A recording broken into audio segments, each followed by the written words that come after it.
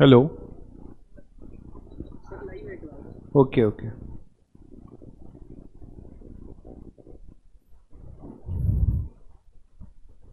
Good evening भाई सभी बच्चों को।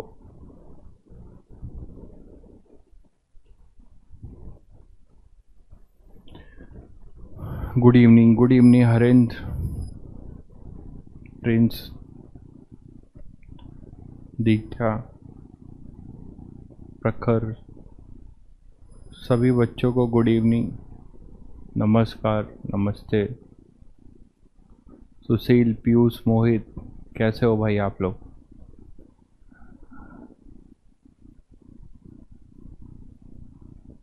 हाँ, सीट से मार्क करवाएंगे। ये चैप्टर आज ख़त्म हो रहा है, ये टॉपिक, तो उसके बाद एक सीट से कुछ क्वेश्चन टिक कराएंगे। आप लोग डीपीपी सॉल्व कर रहे हैं ना? डीपीपी जो टॉपिक वाइज जा रही है वो तो सॉल्व कर रहे हैं सभी बच्चे? दीपक, देवेश, शशांक, सभी को गुड इवनिंग। बताइए ऑडियो वीडियो का क्या हाल चाल है? सब बढ़िया? डीपीपी सॉल्व हो रही है कि नहीं पहले ये बताइए। 10-12 क्वेश्चंस रहते हैं तो 6, 7, 8, 9 सॉल्व तो हो ही जाते हैं ना?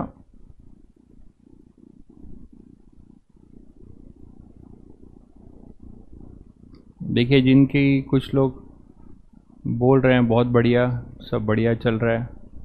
ओके। जिनसे नहीं हो रहा है अगर डीपीपी तो पहले लेक्चर रिवाइज किया करो। लेक्चर के कंटेंट को अगर ढंग से समझ जाओगे तो डीपीपी तुम्हारे लिए बहुत इजी चीज़ होगी।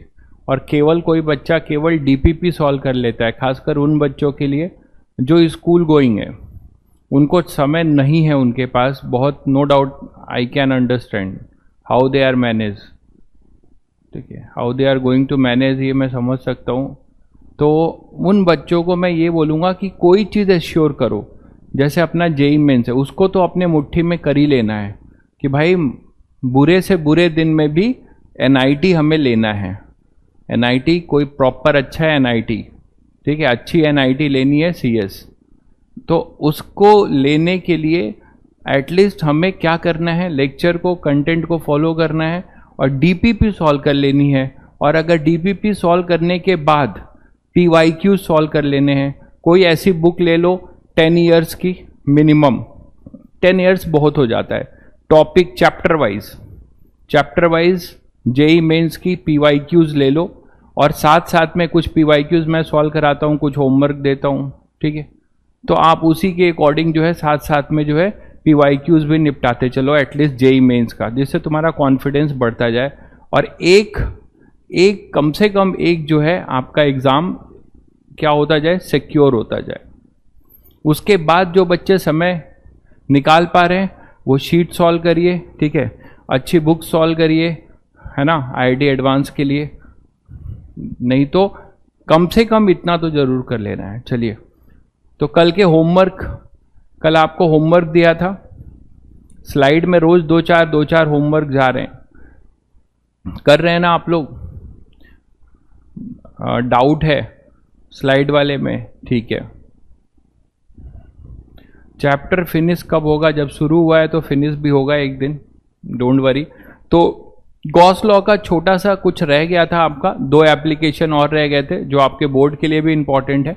वो ये है कि electric field due to uniformly charge very large thin sheet. मतलब मैंने क्या किया, एक वेरी लार्ज थिन शीट लिया, ठीक है, वेरी लार्ज थिन शीट लिया, ठीक है। थिन शीट का मतलब समझते हो, जिसकी थिकनेस बहुत ही क्या है, कम है। तो मैंने जैसे आपकी कॉपी है, कॉपी में आप लिख रहे हो, तो उन कॉपी के हर एक पेजेस, कॉपी के हर एक पेजेस जो है वो क्या है, एक शीट है। और सारे कॉपी के पेजेस को जोड़ोगे तो क्या बनेगा, एक प्लेट बनेगा। तो आज हम लोग ये 2 और एप्लीकेशन करेंगे गॉस लॉ के हेल्प से, ठीक है। क्या करेंगे कि electric field due to uniformly charge thin sheet, उसका फॉर्मूला डिराइव करेंगे। देखिए वेरी लार्ज का क्या मतलब है ये भी आप समझ लीजिए, कुछ बच्चों को समझ में आ रहा होगा कि वेरी लार्ज का क्या मतलब है। वेरी लार्ज का मतलब है, देखिए एक शीट है, ऐसी है,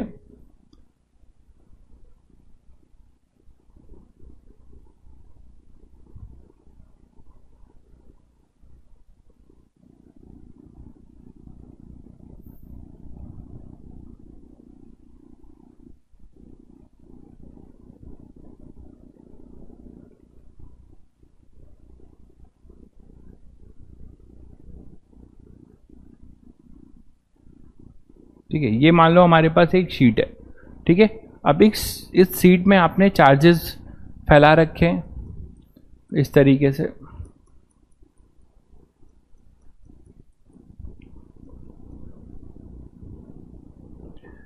ठीक है। अब इसकी जो फील्ड लाइंस हैं, देखिए फील्ड लाइंस जो हैं वेरी लार्ज का ये हम फायदा उठाएंगे कि इसकी जो फील्ड लाइंस है वो कैसी हैं, इस शीट के परपेंडिकुलर। मान लीजिए शीट आपका क्या है, वाईजेड प्लेन में है, शीट कहाँ पे रखा हुआ है, वाईजेड प्लेन में, ठीक है।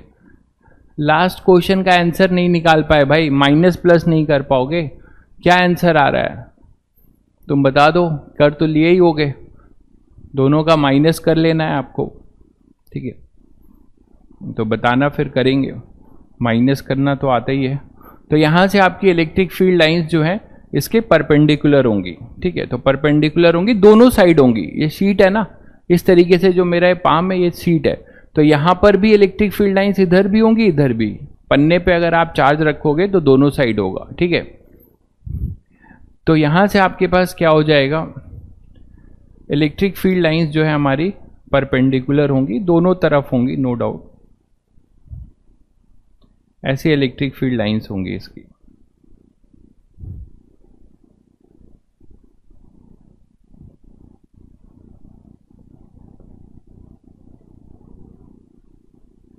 ऐसे दोनों तरफ होंगी, ठीक है।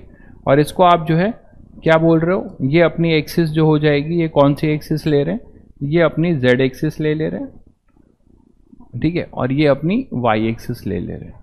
तो ये जो शीट है किस प्लेन में है, वाई एक्स प्लेन में। तो शीट हमारी Y X plane, sorry Y Z plane में है, और इलेक्ट्रिक फील्ड हमारी एक्स डायरेक्शन में है, समझ गए। तो यहां से आपकी जो फील्ड है वेरी लार्ज का यही मतलब है, for a very large sheet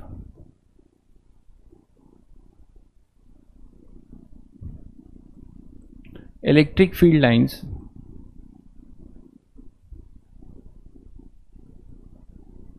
are perpendicular, है ना, are perpendicular to the plane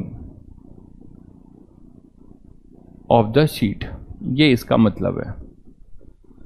और अगर ये पूरे एरिया में है शीट के तो इसमें हम सिग्मा लेंगे। सिग्मा हमने क्या डिफाइन किया, सिग्मा आप जानते हो सब लोग, सरफेस चार्ज डेंसिटी है, surface charge density, sigma is surface charge density, clear है। हाँ, बहुत बच्चों को पता है, बहुत अच्छी बात। तो यहां पर आपके पास क्या होगा, अब जो गॉसियन सरफेस हम ले रहे हैं वो एक सिलेंड्रिकल गॉसियन सरफेस लेंगे, देखो इस तरीके से, इसी में एक सिलेंड्रिकल गॉसियन सरफेस ले लेंगे, ऐसा एक सिलेंड्रिकल गॉसियन सरफेस ले लेंगे इस तरीके से।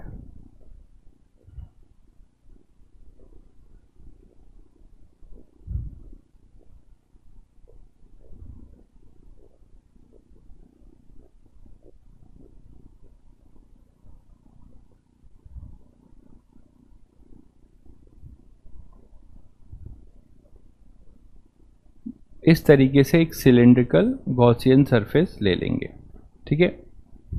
अब ये जो सिलेंड्रिकल गॉसियन सरफेस तुम्हें दिखता है, तो ये जो सिलेंड्रिकल गॉसियन सरफेस है आप देख रहे हो कि ये किसके प्लेन के परपेंडिकुलर है, बताओ, शीट के प्लेन के परपेंडिकुलर है। तो जब ये शीट के प्लेन के परपेंडिकुलर है तो मतलब इलेक्ट्रिक फील्ड जो होंगी इस सिलेंडर के एक्सिस के पैरेलल होंगी, मानते हो कि नहीं।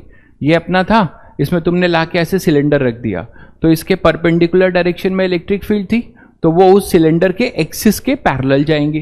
तो इलेक्ट्रिक फील्ड जो है हमारी सिलेंडर के एक्सिस के पैरेलल जाएंगी। तो बताओ यहाँ पे कौन से सरफेसेस जो है रोल प्ले करेंगे। जैसे ये फर्स्ट है, ये अपना सेकंड है, और ये थर्ड है, दो फ्लैट है। तो आपको दिखता है कि ये जो मैं शेडेड बना रहा हूं इसका एरिया वेक्टर भी इधर ही होगा, एस कैप फर्स्ट, और इधर भी होगा अपना एस कैप थर्ड, मानते हो। और इलेक्ट्रिक फील्ड भी इधर ही होगी, इसमें भी इलेक्ट्रिक फील्ड आपकी इधर ही होगी, ठीक। इसके लिए जो हमारा एरिया वेक्टर होगा वो कैसा होगा, एस सेकेंड, वो ऐसा होगा। और इलेक्ट्रिक फील्ड तो ऐसे है, एक्सिस के लॉन्ग है। तो आप शायद समझ गए कि फ्लक्स में जो कंट्रीब्यूशन है वो कौन देगा, फ्लक्स में जो कंट्रीब्यूशन होगा वो कौन देने वाला है? केवल फ्लैट पार्ट, फर्स्ट और सेकेंड, और वहां से ई डॉट डी एस क्या आ जाएगा? ई डी एस आ जाएगा। ठीक, तो अगर मैं इसको आपको बोलूं कि इसमें जो चार्ज इंक्लोज है वो कितना है, वो समझने वाली बात है। तो आप मुझे बताओ, ये थिन शीट है, ठीक है, थिन शीट है, यहां पर आप क्यूब भी लेंगे तो चल जाएगा, कोई परेशानी नहीं है। यहां पे क्यूब भी लेंगे तो चल जाएगा, आप ले सकते हैं, यहां पे क्यूब भी ले सकते हैं, उससे भी प्रूव हो जाएगा। यहां पे गॉसियन सरफेस एक क्यूब लेंगे, उससे भी आपको प्रूफ मिल जाएगा, क्योंकि क्यूब के केवल वो दो फेसेस जो इस प्लेन के, इस सीट के प्लेन के पैरेलल होंगे, है ना भाई मोहित, तो उन्हीं से फ्लक्स पास होगा। बाकी सब के लिए आपका क्या हो जाएगा? वो परपेंडिकुलर। तो आप यहां पर क्यूब भी ले सकते हैं। तो यहां पर आपके पास क्या हो जाएगा कि इस वाले के लिए, कर्व पार्ट के लिए, तो आप देख रहे हो कि फ्लक्स का कंट्रीब्यूशन 0 है, because E and D S vector is perpendicular. ठीक बात है। But what is the charge enclose? इस गॉसियन सरफेस में जो चार्ज इंक्लोज हमारे पास आ रहा है, वो चार्ज इंक्लोज कितना आएगा भाई? चार्ज इंक्लोज हमारे पास कितना आएगा? तो इसमें जो चार्ज इंक्लोज आएगा वो आप बोल सकते हैं कि इस गॉसियन सरफेस ने केवल शीट के इतने पार्ट को पेनिट्रेट किया होगा, इतने पार्ट को, ये जो पार्ट है, केवल इतना पार्ट जो मैं दिखा रहा हूं आपको, केवल इतना पार्ट ही तो इस शीट के साथ है, बाकी तो बाहर है। शीट बहुत पतली है, तो उतने पार्ट जो सर्कुलर, शीट का इतना सर्कुलर पार्ट जो है वो केवल इस गॉसियन सरफेस के साथ है, इस सिलेंडर के साथ है। तो इसमें चार्ज इंक्लोज हम लोग निकाल लेंगे। ठीक है, सिग्मा इसकी सरफेस चार्ज डेंसिटी है। मान लेते हैं कि इसका एरिया, फ्लैट पार्ट का जो एरिया है वो ए ले लेते हैं, area of flat part A ले लेते हैं, एरिया ऑफ फ्लैट पार्ट, उसी से मतलब होगा एरिया ऑफ फ्लैट पार्ट। ठीक है, तो शायद सभी बच्चे समझ गए कि सरफेस इंटीग्रल ई डॉट डी एस यहां पर करेंगे Q enclose by epsilon not, यही होगा। तो इसमें जो, अगर आप इसे ब्रेक करोगे अभी सरफेस इंटीग्रल को, क्लोज इंटरवल को, तो एक आएगा अपने पास E dot D S due to first, है ना, plus E dot D S due to second, plus third, वो होगा ई डॉट डी एस। तीनों का अलग अलग कर लिया, equal to Q enclose by epsilon naught. अब आपको पता है कि सेकेंड का तो 0 होने जा रहा है, क्यों? क्योंकि यहाँ पे E is perpendicular to D S cap है, और ये दोनों बराबर हैं, और इन दोनों के लिए, फर्स्ट और सेकेंड के लिए क्या बोल सकते हो? E dot D S first is equal to E dot D S second, third, equal to E D S बोल सकते हो, क्योंकि यहाँ पे E is parallel to D S है। यहां तक तो सभी को क्लियर हो गया होगा। तो यहां से हम लिख सकते हैं 2E, और ये हो जाएगा इधर ds। ठीक है, 2E ds बोल सकते हो फर्स्ट या थर्ड के लिए, और this is equal to, first या थर्ड किसी का ले लो, equal to Q enclose. Q enclose क्या होगा बताओ? इसका एरिया भी क्या होगा? ए होगा, और सिग्मा सरफेस चार्ज डेंसिटी है, तो इसमें चार्ज इंक्लोज कितना हो गया? सिग्मा इंटू ए। ठीक है, तो सिग्मा इंटू ए, और ये ds भी कितना हो जाएगा? पूरा ए हो जाएगा। तो अब आप यहां से क्या लिख सकते हो? 2EA is equal to sigma A upon epsilon naught. तो हमारे पास आ जाएगा E equal to sigma by 2 epsilon naught. तो this result is very important, और इसका बोर्ड में डेरिवेशन भी पूछा जाता है।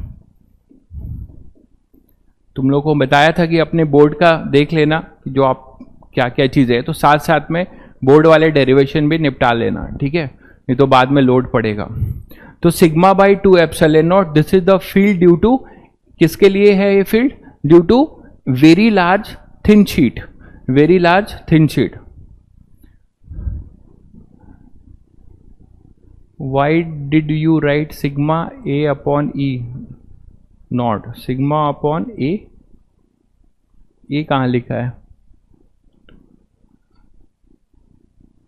Sigma A upon E naught, E कहाँ है भाई? सिग्मा, ये ए कैंसिल हुआ, ये है इलेक्ट्रिक फील्ड भाई, ये इलेक्ट्रिक फील्ड लिखा हुआ है, electric field equal to sigma upon 2 epsilon naught. और ये जो ds है इसको आप इंटीग्रेट करोगे इस वाले को, फ्लैट सरफेस को, यही तो ds है। फ्लैट सरफेस का एरिया s लिया है ना आपने, तो उसी ds को a लिखा है, a और a कैंसिल हो गया, ठीक तो है। साइज पर डिपेंड नहीं करेगा, बिल्कुल सही कह रहे हैं। अच्छा आपने पूछा है कि आपका जो है इस पे साइज पे डिपेंड नहीं करेगा, बिल्कुल सही कह रहे हैं, क्योंकि कहीं पे भी साइज बोलना ठीक नहीं है, डिस्टेंस पे डिपेंड नहीं करेगा।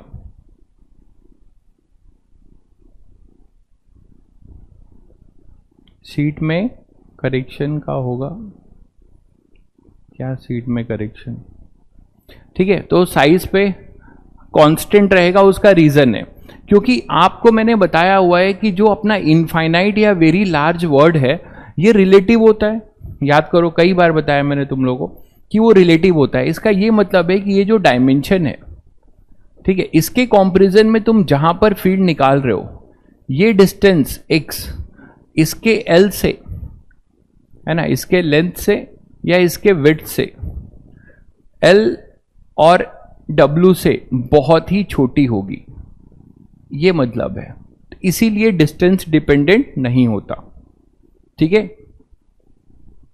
थर्ड पार्ट के लिए क्या किया, थर्ड पार्ट और फर्स्ट पार्ट दोनों सेम है। देखो E और S पैरेलल है, यहां भी E और S पैरेलल है, तो E और S दोनों पैरेलल हैं और दोनों का एरिया भी सेम है। इसका भी एरिया A है और इसका भी एरिया A है और ये दोनों पैरेलल हैं, तो यही लिखा हुआ है, मैंने लिख दिया है कि फर्स्ट और थर्ड के लिए सेम होगा, पैरेलल है, तो EDS होगा, मानते हो, और EDS हो जाएगा, यहां ऐसे लिख लीजिए।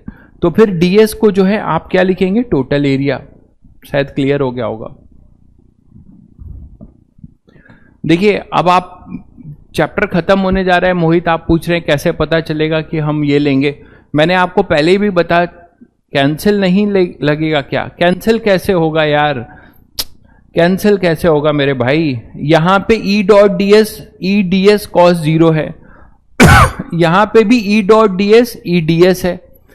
एक EDS cos पाई होता और एक EDS cos 0 होता, तब एक का फ्लक्स माइनस आता, एक का प्लस। यहां दोनों का फ्लक्स प्लस आ रहा है, EDS cos 0 है, ठीक है। एक लिख रहे हैं 2 पाई r dr नहीं होगा। अरे तुम लोग क्या पढ़ रहे हो यार, 2 पाई r dr क्यों होगा यार, 2 पाई r dr का कोई लॉजिक ही नहीं है। कर्व सरफेस पे होता तो हम लिखते 2 पाई RL, और कर्व सरफेस से तो 0 है, ठीक है। आई थिंक सभी को क्लियर है। अगर सिलेंडर को जो है आप शीट के पैरेलल रखोगे तो वहां से आपका पर्पस सॉल्व होगा क्या यार, इलेक्ट्रिक फील्ड लाइंस तो वहां से पैरेलल जाएंगे, उसको पेनिट्रेट ही नहीं करेंगी, ठीक है। चलिए आगे बढ़ते हैं, मैंने काम की बातें लगभग सभी बता दी आपको। नेक्स्ट है आपका इसी में कि मान लीजिए ऐसे कई सारे शीट को जोड़ दें तो हमें क्या मिलेगा, एक थिक, ठीक है, एक थिक वेरी लार्ज प्लेट। जो तुम कॉपी में पढ़ रहे हो या लिख रहे होगे अभी, तो उन सारी कॉपियों के सीट्स को जो है जोड़ दो तो आपको क्या मिलेगा, एक पूरी एक कॉपी मिल जाएगी। और इस पूरी कॉपी को आप क्या बोलोगे, वो कॉपी जो होगी वो क्या होगी, वो एक प्लेट की तरह रोल प्ले करेगी। तो जब प्लेट की बात करते हो उसके लिए फील्ड में देखो क्या होगा,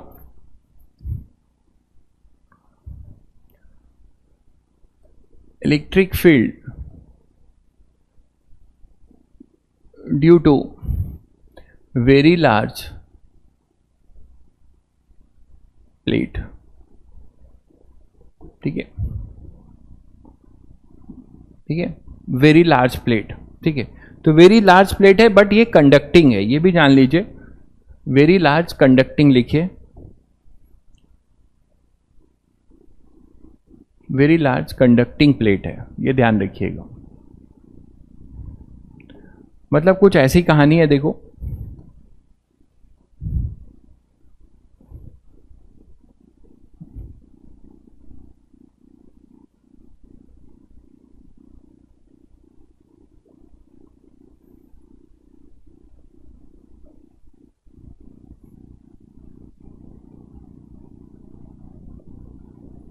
कई सारे सीट को तुमने जोड़ जोड़ के क्या बनाना शुरू किया, एक प्लेट। कैसे बनाया देखो,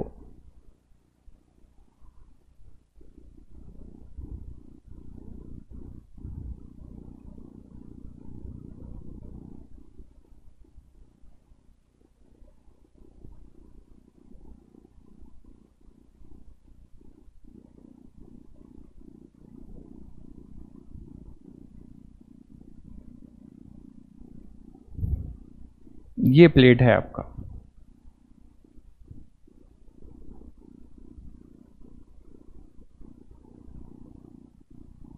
ऐसा प्लेट है, दिख रहा होगा सभी बच्चों को। अब इस प्लेट पे कंडक्टिंग है, तो अगर ये प्लेट हमारा कंडक्टिंग है, this is a conducting plate, तो कोई भी चार्ज अगर आप इसको दोगे तो इतना तो जान चुके हो कि इसके पास दो फेस हैं। अच्छा, ये जो थिकनेस है, ये थिकनेस आपका निग्लिजिबल है, वेरी मतलब ये थिकनेस जो है लेंथ और ये जो विड्थ और हाइट से के कंपैरिजन में निग्लिजिबल है, जैसे आपकी कॉपी होती है। ठीक है, तो अब आप क्या कर सकते हो कि ये जो थिकनेस है, यहां पे इस थिकनेस में आप अगर चार्ज डालोगे तो कहां पे रिसाइड करेगा? कंडक्टर है तो केवल फेसेस पे रिसाइड करेगा। ये तो शायद समझ पा रहे हो आप लोग, केवल दो फेसेस पे, कवर पेज पे, आपके कॉपी के कवर पेज पे ये चार्ज चला जाएगा अगर कंडक्टिंग है तो, इनसाइड नहीं रहेगा। ये मानते हो कि नहीं? इधर रहेगा और एक बैक फेस पे रहेगा, इस तरफ रहेगा, इस तरफ, इधर केवल चला जाएगा ये बैक वाला फेस जो दिख नहीं रहा है। ठीक है, तो आपके पास जो भी होगा, ठीक है, वॉल्यूमेट्रिक, अब ये वॉल्यूमेट्रिक नहीं होगा भाई, कंडक्टिंग है तो वही गलती आप कर रहे हो, सिग्मा ही रहेगा, रो नहीं रहेगा। अगर ये नॉन कंडक्टिंग होता तब आप रो बोलते, है ना। कंडक्टिंग है, जैसे आपको मैंने कंडक्टिंग सिलेंडर दिया था, सॉरी सिलेंडर भी दिया था और स्फेयर भी दिया था, तो मैंने क्या बोला था कि सॉलिड अगर है या फिर हॉलो है उससे मैटर नहीं करता, अगर कंडक्टिंग है तो चार्जेस सरफेस पे ही रिसाइड करेंगे। तो ये भी अपना क्या है? कंडक्टिंग है, तो कंडक्टिंग है तो सिग्मा होगा इस पे, सरफेस चार्ज डेंसिटी इस पे भी। अब हमारे पास दो फेस है, ठीक है, अब दोनों की वजह से हमें क्या निकालना है? क्या निकालना है? इलेक्ट्रिक फील्ड किसी भी पॉइंट पे। तो मान लो मुझे यहां पर इलेक्ट्रिक फील्ड निकालनी है किसी एक पॉइंट पे, मुझे मान लो यहां पे एक इलेक्ट्रिक फील्ड निकालनी है इसके जस्ट परपेंडिकुलर यहां पे, ठीक है। तो यहां पे अगर हमें इलेक्ट्रिक फील्ड निकालनी है इस पॉइंट पे, तो हम क्या करेंगे? एक गॉसियन सरफेस लेंगे, सिलेंड्रिकली लेंगे, ठीक है, एक सिलेंड्रिकल गॉसियन सरफेस ऐसे ले लेंगे जिसका एक पार्ट इनसाइड होगा और दूसरा पार्ट अपना आउटसाइड होगा, ऐसा कुछ।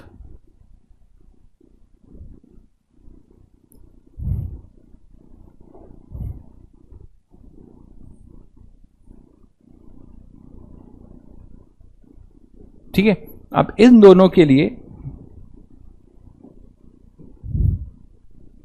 ये जो गॉसियन सरफेस है इसका एक पार्ट आपका इस प्लेट के अंदर फ्लैट पार्ट चला गया और दूसरा इधर है।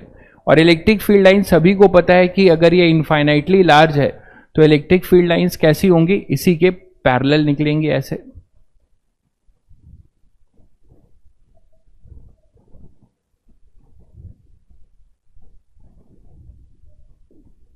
इस तरीके से निकलेंगी, समझ गए। और ऐसा ही इधर भी होगा, लेकिन मैं उस फेस के लिए नहीं बनाया हूं, ठीक है, उस फेस के लिए मैंने नहीं बनाया है, केवल इसके लिए बनाया है। तो अब यहां से इलेक्ट्रिक फील्ड लाइंस ऐसे निकल रही हैं। अब यहां पर देखो कहानी क्या होगी, अब यहां पे बस जो भी आपने किया था, जैसे ये फर्स्ट फेस था तो इसके लिए तो एस कैप इधर ही होगा और इलेक्ट्रिक फील्ड भी इधर होगी। इस वाले के लिए क्या हो जाएगा? ये सेकंड अगर सरफेस आप बोल रहे हो तो इसके लिए एस सेकंड क्या होगा बताओ? परपेंडिकुलर होगा, इलेक्ट्रिक फील्ड इसके परपेंडिकुलर होगी। यहां पे कहानी अलग है, यहां पे Q इनसाइड, Q क्या रहेगा? 0। ये कंडक्टिंग है तो कंडक्टर के अंदर, जैसे जो आपका कॉपी है, अगर आपने कॉपी पे चार्ज दे दिया और वो कॉपी आपका एक कंडक्टर है तो चार्जेस कहां रिसाइड करेंगे?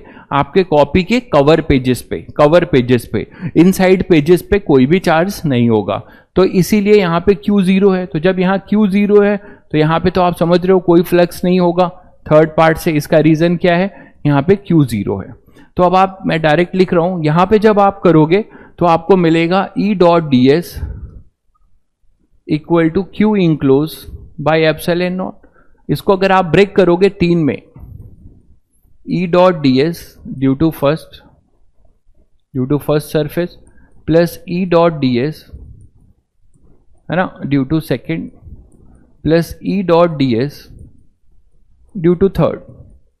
इक्वल टू क्यू इंक्लोज, और यहां पे क्यू इंक्लोज फिर से क्या हो जाएगा बताओ, इस सीट का वो कितना पार्ट ले पाएगा, सिग्मा इंटू एरिया, अगर ए ले रहे हैं, ये फ्लैट पार्ट का एरिया ए है, तो कितना कवर करेगा, कोई भी अगर आप यहां पे इतना ही तो इंक्लोज कर रहा है, ये ए है, तो कितना चार्ज इंक्लोज करेगा, sigma A upon epsilon not. ये जीरो क्यों होगा, क्योंकि यहां पे आपको पता है कि Q यहां पर जीरो, E इनसाइड, E यहां पर जीरो है, इसीलिए ये जीरो होगा।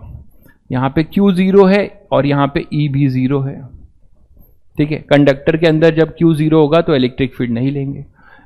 इसके लिए क्यों जीरो होगा, क्योंकि E is perpendicular to ds है, दिख रहा है आपको, सेकेंड फेज के लिए E is perpendicular to ds, समझ गए, क्योंकि ये प्लेन कैसा है, ये प्लेन आपका YZ प्लेन है, दिख रहा है सभी को, ये Y है और ये अपना Z है।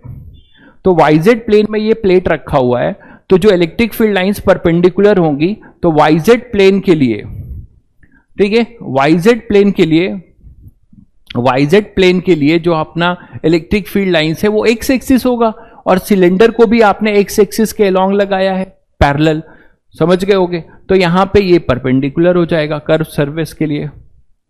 सिग्मा ए का लॉजिक नहीं समझ में आया, अच्छा आप एक काम करो, जो कॉपी में लिख रहे हो उस शीट पे एक छोटा सा जो है गोला बनाओ, तो पूरे सीट पे जो चार्ज है, तो उस गोले में कितना चार्ज है, वो जो आपने पेज है उस पेज पे एक छोटा सा ऐसे सर्कल बनाओगे, तो पूरे में अगर मैं बोल रहा हूं कि सिग्मा यूनिफॉर्मली डिस्ट्रीब्यूटेड है, ठीक है, तो आप क्या करोगे, यहां पर जो आपने एक सर्कुलर एरिया बनाया है ए का, उसको आप सिग्मा इंटू ए कर देंगे, तो केवल उस सर्कुलर एरिया से चार्ज मिल जाएगा, और उतने एरिया का ही सिलेंडर उसको पेनिट्रेट कर रहा है, उतने ही एरिया का ये है अपना, मान लीजिए ये सिलेंडर है, देखिए ये सिलेंडर है और आपका ये है, इतना गोला है, इतना सर्कल है, तो इस सर्कल में आपके पास जो चार्ज होगा वही होगा ना आपके पास, ठीक है।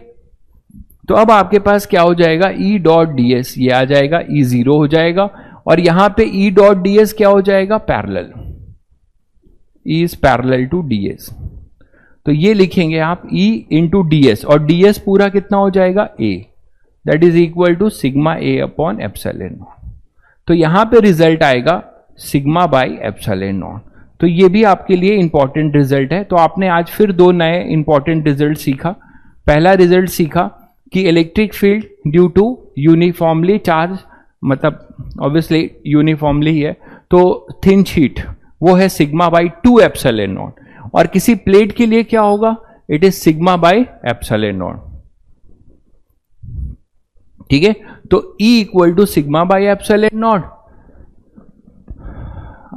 11th में भी आपसे पढ़ लेते तो बर्बाद नहीं, अरे यार कुछ बर्बाद नहीं हुआ है भाई, सब कर लोगे तुम लोग, ठीक है। 11th भी पढ़ाएंगे ना, टेंशन क्यों ले रहे हो, बस हिम्मत बनाए रखो, सब किया जाएगा, ठीक है। और किसी भी हाल में कोई ना कोई टॉप NITs तो घुस ही लेना है, और दिन अच्छे रहे तो कोई IIT भी अच्छे से फोड़ सकते हैं। यार DPP सेशन जो है कुछ नहीं होगा, ठीक है। DPP सेशन मुझे नहीं लगता कि उसकी बहुत जरूरी है। अगर इतना एग्जॉस्टिव पढ़ाने के बाद अगर आप जो है DPP के क्वेश्चंस नहीं सॉल्व कर पा रहे हो तो मतलब कुछ गड़बड़ है, ठीक है। लेक्चर फॉलो नहीं कर पा रहे हो। DPP तो बहुत इजी लेवल की है भाई, फिर भी अगर आपको बता देना, अगर आपको कोई उसके सॉल्यूशन भी भेजे जा रहे हैं, ठीक है, तो सॉल्यूशन देखकर भी आप आसानी से समझ सकते हैं। और इन दोनों के बाद भी तुम्हें कोई क्वेश्चन में हर्डल आता है तो DPP जो है आप बता देना। क्योंकि आप सुनो मेरी बात ध्यान से सुनना सब लोग। मेरा पर्पस क्या है, एक रियल टीचर का पर्पस ये होना चाहिए कि मैं आपको क्वेश्चन सॉल्व करने लायक बना दूं। इसके लिए नहीं कि मैं आपको अथाह क्वेश्चंस कराऊं, मैं आपको बढ़िया कुछ क्वेश्चंस करा दूं जिससे आप बहुत सारे क्वेश्चन खुद से कर लें। That is the main motto. क्योंकि आप चाहे जेई मेंस दोगे चाहे जेई एडवांस, आप कोई भी बुक कर लो, बुक के क्वेश्चन तो आएंगे नहीं, मानते हो कि नहीं। चाहे DPP कर लो, चाहे मार्केट में इतनी किताबें हैं सब कर लो, कोई बुक करोगे तो क्या वो बुक के क्वेश्चन आएंगे जो आप टिक कर दोगे? नहीं। इसका मतलब तुम्हें खुद क्वेश्चन सॉल्व करने लायक मुझे बनाना है। That is concept building exercise.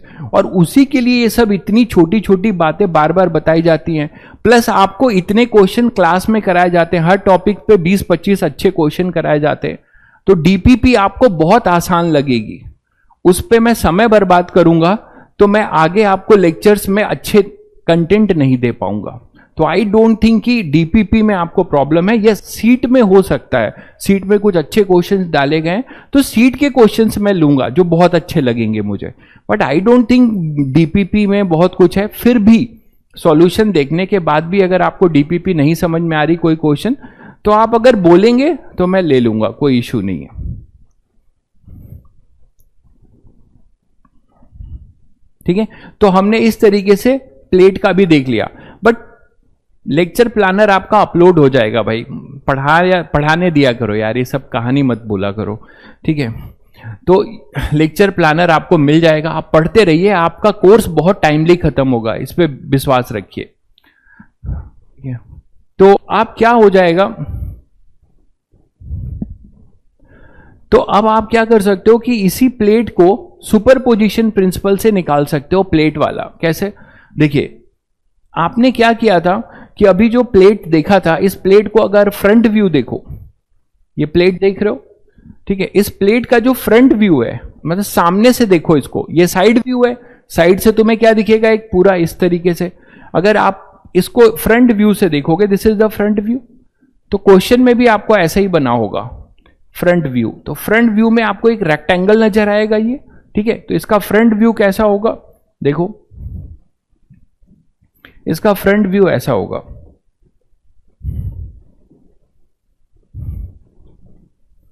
ऐसा होगा, बोलो।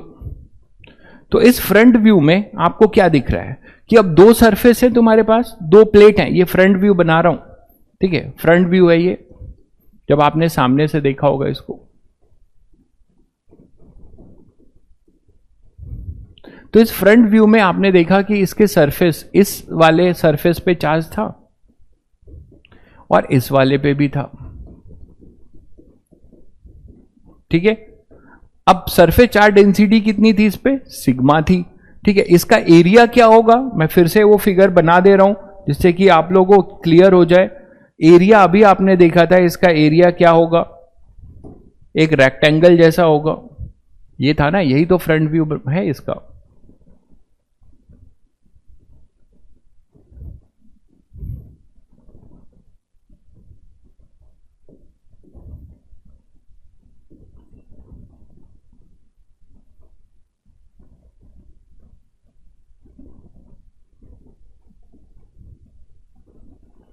यही है ना आपका, ठीक है।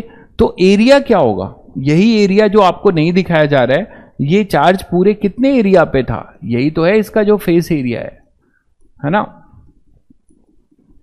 तो एरिया अगर इसका ए है, ध्यान से देखिएगा, और मैं बोलूं कि इस पे टोटल चार्ज क्यू है, इस पे टोटल चार्ज क्यू है, तो सिग्मा ऐसे भी लिखा जा सकता है कि नहीं, बताओ, क्यू बाई ए। ये सबको समझ में आया, क्यू बाई ए, सिग्मा को हम क्या लिख सकते हैं, क्यू बाई ए, ठीक है, ठीक है। तो क्यू बाई ए हो गया। अब मैं आपसे बोल रहा हूं कि ऐसे पीछे भी होगा, तो दो फेस है आपके पास, यहां पे दो फेस हो गए, एक फेस हो गया अपने पास फर्स्ट और दूसरा हो गया सेकंड। अब आप यहीं पे तो कोई पी पॉइंट है मान लो, या यहां पे कोई क्यू पॉइंट है, या यहां पे कोई आर पॉइंट है, इन तीनों पे हमें फील्ड निकालना है। तो सुपरपोजिशन याद है, यहां कितनी शीट है बताओ आप लोग, इस प्लेट में कितनी शीट है, केवल दो, जो कवर पेज है, आपकी कॉपी का जो कवर पेज है, ठीक है, आपका जो कवर पेज है ना, आपका जो कवर पेज है, उस कवर पेज के इधर और उधर दो ही शीट है, बाकी क्या है बताओ,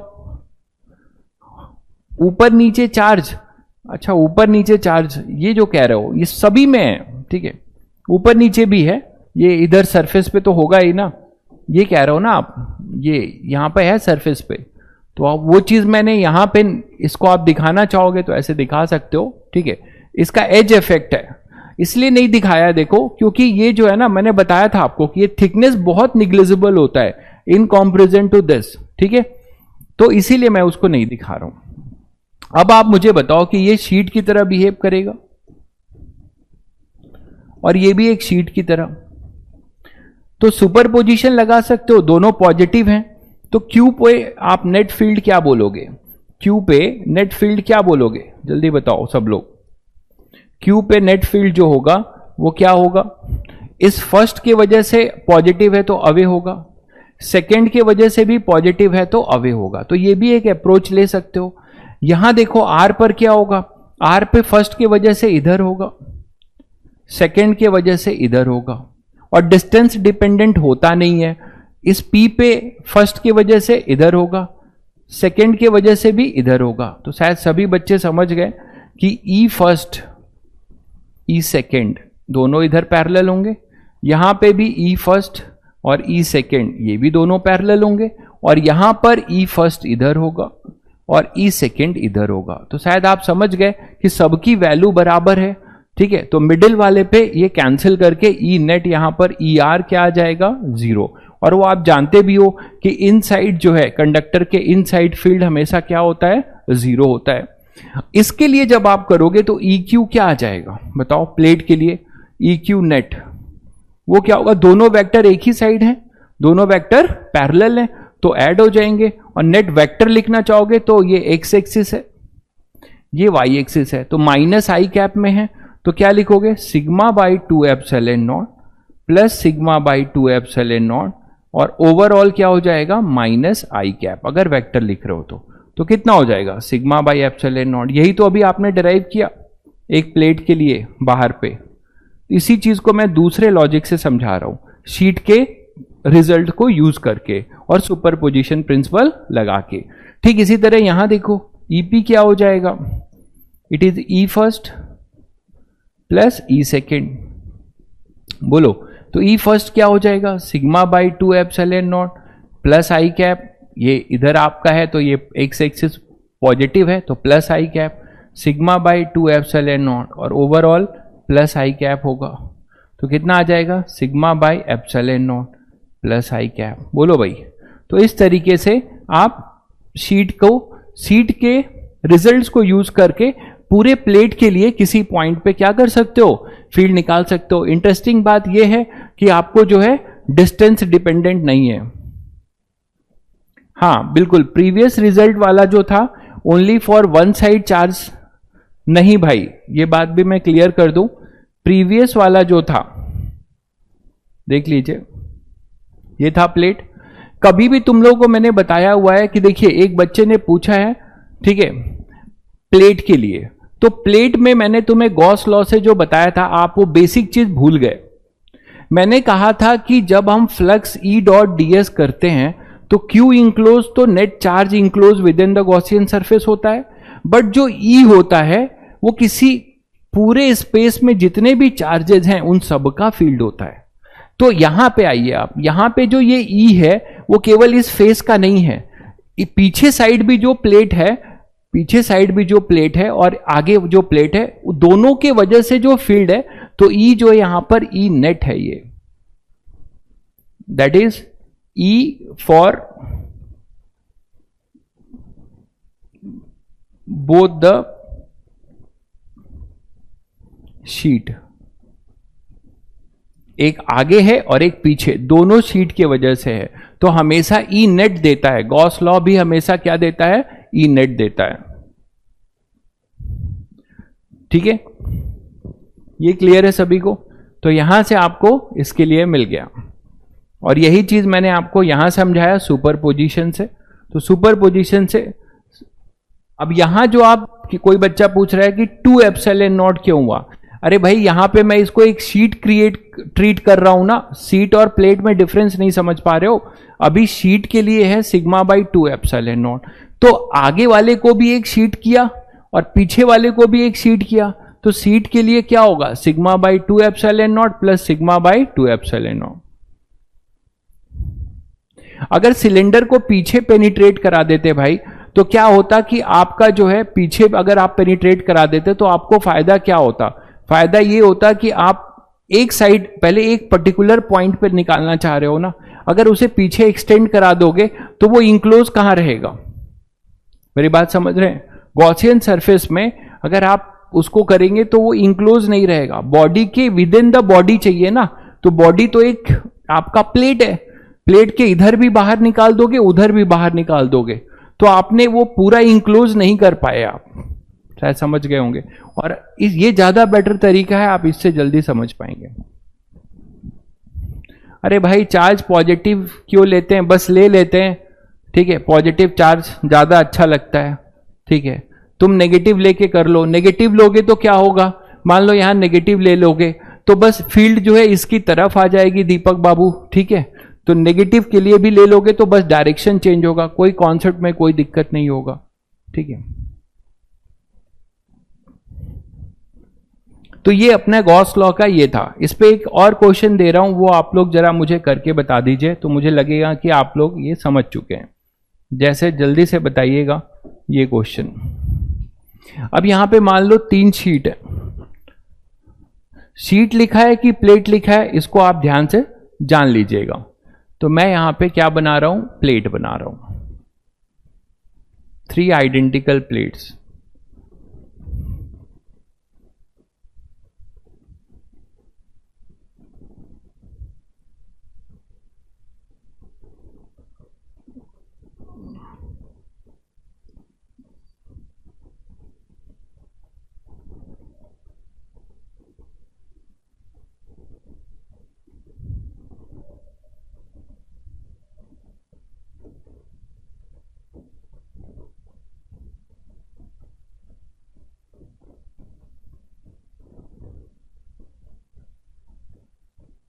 ये मान लो 3 प्लेट बना दिया, आइडेंटिकल दिख नहीं रहे हैं बट आप मान लीजिए आइडेंटिकल हैं, ए बी सी, ठीक है। और सभी पे अपने चार्ज है, इस पे जो चार्ज है वो प्लस सिग्मा है। दीपक बाबू आपका फरमाइश पूरी करते हैं, मान लीजिए इस पे -2 सिग्मा चार्ज है और इस पे जो है अपना प्लस सिग्मा है, ठीक है। तो ये प्लेट्स हैं, इन पे सरफेस चार्ज डेंसिटी दी हुई है, लिखा हुआ है all the 3 plates are identical.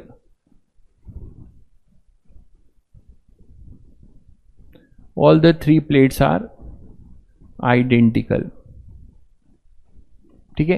अब आपको बताना है, यहां पे मैं कुछ पॉइंट्स लोकेट कर रहा हूं, उन पॉइंट्स पे आपको फील्ड बतानी है, नेट फील्ड जो होगा। जैसे यहां पे एक पॉइंट लिया, यहां पे मान लीजिए P, यहां पे एक पॉइंट लिया Q, यहां पे लिया R और यहां पे ले लिया S, ठीक है। तो आपको बताना है नेट फील्ड एट PQRS। तो find the 3 plates are identical, question पूरा लिख दूं, फाइंड फील्ड बोला है मतलब ऑब्वियसली नेट फील्ड की बात होगी, तो find net field at PQRS, R and S, जल्दी बताइए, ठीक है। सरफेस चार्ज डेंसिटी आपको दी हुई है,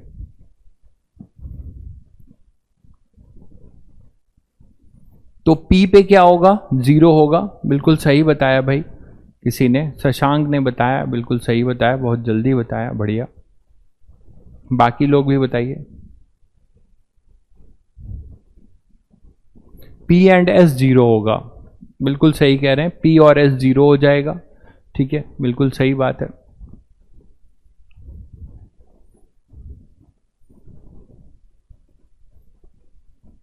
ठीक है, बाकी जगह का भी बता दीजिए, Q और R का।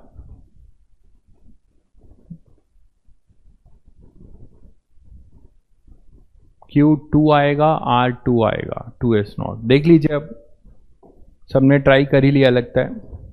तो आप देखिए इंडिविजुअली आप करेंगे तो प्लेट है, आप इसको पूरे को एक प्लेट मान सकते हैं। अब इसको आप डिफरेंट सरफेस मत मानिए, ये पूरे प्लेट के वजह से इस साइड डायरेक्ट लिखिए, तो प्लेट के वजह से इस साइड डायरेक्ट होगा, इस वाले प्लेट के लिए, फर्स्ट प्लेट के लिए, सी प्लेट के लिए इधर होगा, ठीक है, सी प्लेट के लिए पॉजिटिव के लिए इधर होगा, और नेगेटिव के लिए इसके लिए इधर हो जाएगा, नेगेटिव चार्ज है। और फिर से ए वाले की प्लेट के लिए कैसा होगा, इधर होगा। तो आपको क्या मिल रहा है देखिए, आई थिंक सभी बच्चे कर चुके होंगे, तो यहां से ये जो वेक्टर मैंने बनाया है ये पॉजिटिव है, तो इसके लिए इधर होगा, तो EC ऊपर होगा और EA भी ऊपर होगा और EB जो होगा वो नीचे होगा। सिग्मा अलग अलग दिया है, ध्यान रखना। तो EA plus EB net EP क्या आ जाएगा, वो आ जाएगा EA vector plus EC vector, ठीक है, प्लस EB वेक्टर, ऐसे लिख दिया मैंने। अब वेक्टर है तो प्लस माइनस लिख लो, मान लो मैं इसको J कैप बोल रहा हूं, ठीक है, तो नीचे वाला क्या होगा माइनस J कैप, है ना। तो EA और EC ऊपर है तो कितना हो जाएगा, और दोनों के लिए सिग्मा और सिग्मा सेम है, EA और EC के लिए, तो क्या लिखेंगे, sigma by epsilon not, plate है, शीट होगा तो सिग्मा बाई 2 करोगे, प्लेट होगा तो sigma by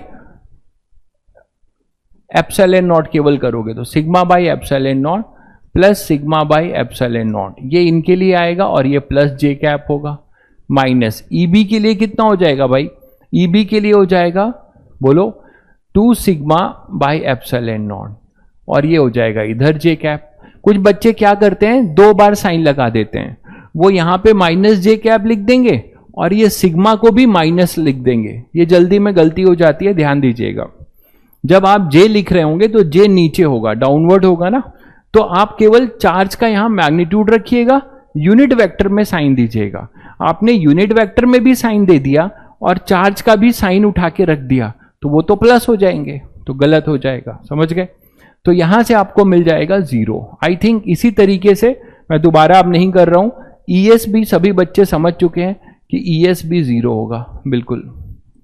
what about EQ, EQ के लिए देखिए इस तरफ आएगा अपना EC, पॉजिटिव है, और EA भी इधर ही आएगा, सॉरी EA आएगा इधर, अवे होगा, EA इधर होगा, C के अपोजिट होगा EC इस Q पॉइंट के लिए, और ये A के लिए पॉजिटिव चार्ज है, A के लिए पॉजिटिव चार्ज है तो इसके लिए अवे होगा, बट B के लिए Q पॉइंट पे डाउनवर्ड होगा। क्यों, ये मैंने गलत बनाया है, A के लिए पॉजिटिव है ना, तो A के लिए पॉजिटिव है तो क्या होगा, आउटवर्ड ही होगा, ये Q था, तो Q के लिए A के लिए अवे कर दिया, अवे EA। अच्छा अब ये देखो, ये क्या था, C था, तो C के लिए अवे, तो इसका अवे इधर होगा ना EC, ये कैंसिल हो गए, दोनों का सेम होगा, तो बचा क्या, केवल B का बचा इधर EB। तो आई थिंक EQ डायरेक्ट लिख सकते हो, EQ वेक्टर वाइज लिखना चाहो तो क्या लिखोगे, 2 sigma by epsilon not minus J cap. तो सभी बच्चों को आई थिंक EQ क्लियर है, ठीक है। ER की बात करते हैं, तो ER में A के वजह से इधर होगा EA अवे, और C के वजह से भी अवे, ये फिर कैंसिल कर रहे हैं, और B के लिए इस तरफ होगा EB, ये दोनों जो है कैंसिल आउट करेंगे, इक्वल और अपोजिट है ना। यहां पे भी ये दोनों जो है क्या कर रहे हैं, एक दूसरे को कैंसिल कर रहे हैं क्योंकि सिग्मा दोनों का सेम है, ठीक है। तो बचा EB, तो EB आप यहां से लिख सकते हो ER क्या हो जाएगा, इतना ही हो जाएगा और पॉजिटिव हो जाएगा, 2 sigma by epsilon not plus J cap हो जाएगा। तो इस तरीके से आप मल्टीपल प्लेट के लिए कर सकते हैं, है ना, और मल्टीपल शीट के लिए कर सकते हैं। आई थिंक सभी बच्चों को क्लियर है इस तरीके से, ठीक है। तो ये चीज थोड़ी सी रह गई थी एप्लीकेशन ऑफ गॉस लॉ में, ठीक है। खुद से भी होगा भाई, एक दिन आएगा जब आप खुद से भी करोगे। पहली बार कोई भी चीज कहां होती है, मैं भी जब तैयारी कर रहा था तो पहली बार चीजें नहीं होंगी ना, आप अभी आपने देखा समझा, फिर आपने 2-4 क्वेश्चन में अप्लाई किया, कभी गलत करोगे फिर उसको सही करोगे, तो इस तरीके से एक टाइम आएगा जब आप पूरी तरीके से परफेक्ट हो जाओगे, मानते हो ना। चलिए, तो ये कहानी थी आपकी इलेक्ट्रिक गॉस लॉ की, ठीक है। चलिए नेक्स्ट हमारा जो टॉपिक है वो है electric potential, electric potential and potential energy, ठीक है। बहुत देर से तीर बना रहे थे तुम लोग, ठीक है। हाँ भाई, IIT BHU से हूं मैं, ठीक है। 2009 पास आउट हूं मैं, 2009 पास आउट हूं, 2005 जो है मेरा अपेयरिंग ईयर था जेई का। मेरे टाइम में लास्ट मेरा ईयर था जब मैं सब्जेक्टिव एग्जाम दिया था, जिसमें 2 नंबर 5 नंबर के क्वेश्चंस आए थे। उसके बाद से ऑब्जेक्टिव होना शुरू हो गया। ठीक है, दो स्टेज में एग्जाम होते थे। ठीक है, तो electrostatic potential and potential energy. और हमारे टाइम में सीटें कितनी होती थी भाई? ज्यादा से ज्यादा जो है 4200, ये भी एक्सटेंडेड लिस्ट वाले, एक्सटेंडेड लिस्ट वाले। ठीक है, और नसीब किसको होता था? नसीब होता था ज्यादा से ज्यादा जो है मान लो 2400 से लेके 2800 वालों को नसीब होता था आईआईटी। केवल 5 आईआईटी थे, प्लस 2 थे आईआईटी बीएचयू तब था वो, और आईएसएम धनबाद था। तो बहुत टफ कहानी थी। ठीक है, तो 5 प्रॉपर प्लस 2 7, इतने में बुक हो जाता था, कहानी खत्म। ठीक है, अब आप 2046 थी भाई मेरी AIR, 2046 थी। ठीक है, तो लास्ट में ही था, इसीलिए ये मिला था, और डबल ई मिला था। ठीक है, इलेक्ट्रिकल था। बहुत बुरे टाइम के हैं हम लोग। क्यों बुरे टाइम के हैं कभी बताऊंगा, क्योंकि जब हम लोग पास आउट हुए तो पूरे वर्ल्ड में एक बहुत बड़ा क्राइसिस आया। वो था अपना यूरो क्राइसिस। जो अभी यूरो क्राइसिस तो अभी आया है, आपके पास जो था उस समय 2008 से, कभी भी सर्च करिएगा, 2009 वर्ल्ड का बहुत बड़ा रिसेशन था, वर्ल्ड रिसेशन था। ठीक है, लहमान ब्रदर बहुत बड़ी बैंक थी, वो डूब गई थी। सारे लोगों को जो है सॉरी लेटर मिल रहे थे। ठीक है, सारे लोगों को सॉरी लेटर मिल रहे थे। सिलिकॉन वैली से लोग लौट के आ रहे थे, सिलिकॉन वैली से लोग लौट के आ रहे थे, तो प्लेसमेंट की कौन बात करे? वहां सिलिकॉन वैली में जो बैठे हैं लोग, वो जो है लौट के आ रहे थे। लेकिन हम बच गए। हम इसलिए बच गए थे, समय समय की बात है भाई, क्योंकि हम कोर ब्रांच से थे, इलेक्ट्रिकल इंजीनियरिंग थी, तो कोर ब्रांच से थे, तो सॉफ्टवेयर में थोड़ा ज्यादा दिक्कत था। ठीक है, इंडिया में रिसेशन उतना इंपैक्ट नहीं किया था, बट थोड़ा बहुत किया था। लेकिन फिर भी हम लोग बच गए, क्योंकि हम इलेक्ट्रिकल से थे। तो आपने नाम सुना होगा स्नाइडर इलेक्ट्रिकल। तो स्नाइडर इलेक्ट्रिकल में हम लोग प्लेस हुए थे। तो 2009 से 2012 तक मैंने जॉब किया स्नाइडर इलेक्ट्रिकल में as a testing and commissioning engineer, power transformer. ठीक है, पावर ट्रांसफार्मर जिस रूम में आप बैठे होंगे अभी फिलहाल, उससे भी बड़े ट्रांसफार्मर जो पावर स्टेशंस पे लगते हैं, उसका हमने टेस्टिंग एंड कमीशनिंग इंजीनियरिंग का मैं इंजीनियर था। टेस्ट करता था, कमीशन करता था, और उसको हैंडओवर करता था। घूमता रहता था हर जगह, देश विदेश। उसके बाद की कहानी कभी फिर बताऊंगा कि कैसे हम यहां पर आ गए। तो इलेक्ट्रोस्टैटिक पोटेंशियल, क्योंकि पढ़ना बहुत जरूरी है, आपका समय मैं बर्बाद नहीं करना चाहता अपनी बकवास करके। किसी बच्चे ने पूछ लिया तो बता दिया। मैं अपने बारे में ज्यादा बात नहीं करना चाहता, क्योंकि मुझे आपका भविष्य बनाना है। मेरा तो जो होना था हो गया। तो मैं सब्जेक्ट पे जितना बात करूंगा, आई थिंक वो उतना जो है ज्यादा फायदेमंद होगा। ठीक है, फिर कभी बात करेंगे। तो electrostatic potential and potential energy. तो electrostatic potential and potential energy बहुत इंटरेस्टिंग टॉपिक आ रहा है। ठीक है, अब इसको आप समझते हैं कि क्या होगा कि अभी तक आप वेक्टर को ध्यान रखते रहते बच्चे जो है, तुम लोग बेटा पता है क्या है, तुम लोग यूट्यूब पे पढ़ के ना, मतलब थोड़ा सा तुम लोगों को लगता है कि सर बीच बीच में जो है ना कुछ इधर उधर की चीजें भी होनी चाहिए। जबकि मेरा ये मानना है कि जैसे 12th वाला बच्चा है, वो अपना बहुत हार्ड समय दिया है यहाँ पे। ठीक है, तो कभी हम लोग ऑफ टाइम में बातें करेंगे। अभी ये बहुत जरूरी है, हम लोग पीछे चल रहे हैं, बात समझो। अभी हम लोग पीछे चल रहे हैं।